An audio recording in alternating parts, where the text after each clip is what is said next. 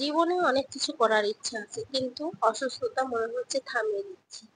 যখন একটু দাঁড়ানোর চেষ্টা করছি, অসুস্থতার কারণে এমন ভাবে থেমে যাচ্ছে যার মনে হচ্ছে না যে কিছু করে উঠতে পারবো।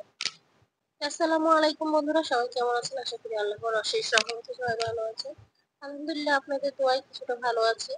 আর হাজবেন্ডের অসুস্থতার কারণে কিছুই মনটা ভালো নেই। তো আজকে শুক্রবারের দিন, শুক্রবারের ভিডিওটা আজকে আপনাদের সাথে শেয়ার করছি আর কি। অসুস্থতা আর ঝামেলার মধ্যেও শেয়ার করা হয়নি, তো আজকে ভাবলাম আজকে একটু ভালো আছে যেহেতু, একটু অন্য কিছু ট্রাই করি। তাই মাংস রান্না করব আর সাথে একটু পোলাও রান্না করব। শুক্রবারে তেমন কিছু ভালো মন্দ খাওয়া হয় না, সময়তে ভাজি ডালও খাওয়া হয়। তো আজকে ভাবলাম একটু মাংস রান্না করে আর সাথে একটু পোলাও রান্না করি। তো বাটাবাটি করে নিয়েছি আর অফ ক্যামেরায় কাটা বাছাটাও করে নিয়েছি। তো সবকিছু ধুয়ে রেডি করে হাতে মেখে কিছুক্ষণ রেখে দেবো, তাহলে মাংসটা খেতে খুব ভালো লাগবে। আর আজকে মাংস একটু আলুও দেব, মাংসটা ভালো মতো কষিয়ে নেবো যেন ভালো হয়। আর যা বলছিলাম, আপনাদের ভাইয়া একটু অসুস্থ, তার বুকে ব্যথা, এই জন্য মেডিকেলে দৌড়াদৌড়ি করতে ঠিক মতো ভিডিও আপলোড করতে পারিনি। আর ঠিক মতো কোনো কিছুই করতে পারিনি, এমন একটা অবস্থা। আর বৃষ্টির মধ্যে এমন জায়গায় আটকে গেছে, নেটও নাই, কিছু নাই। খুব একটা খারাপ অবস্থার মধ্যে ছিলাম। এত পরিমাণ বৃষ্টি, বৃষ্টিতে ভিজে ভিজে তো মেডিকেলে যাওয়া আসা করা লাগছে আর কি। তো কথা বলতে বলতে আমার মাংসটা কষানো হয়ে গেছে। আজকে অল্প মানে 2টা আলু দিব, যেন বাচ্চারা খেতে পারে। আর ভালোও লাগে আলু দিলে। তো আপনাদের ভাই খেতে চায় না আলু দিলে। তো আমি রান্না করলে কিছু বলে না, কিন্তু কেউ আলু দিয়ে রান্না করলে সেটা খেতেই চায় না।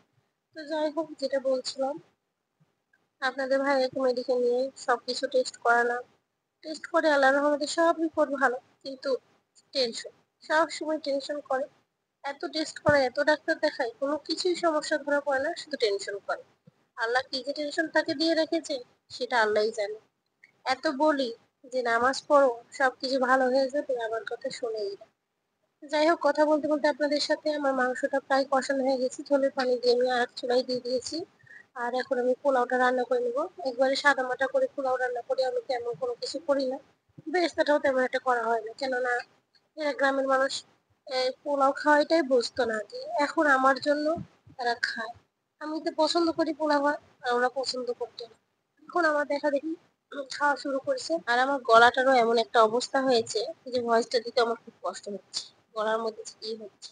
তো আমি চালটা ভালো করে ভেজে নিয়ে একটু আদা রসুন বাটা দিই, যেন পোলাও ভাতটা খেতে মজা হয়। ওর সাথে একটু লবণ দিয়ে দিই, যেন বাচ্চারা খালি মুখে মানে তরকারি ছাড়াও খেতে পারে। আর আমার ছোট বাচ্চাটা তো তেমন একটা খেতে পারে না মাংস দিয়ে, এই জন্য সাদাই খায়, এই জন্য আর কি লবণ দেওয়া।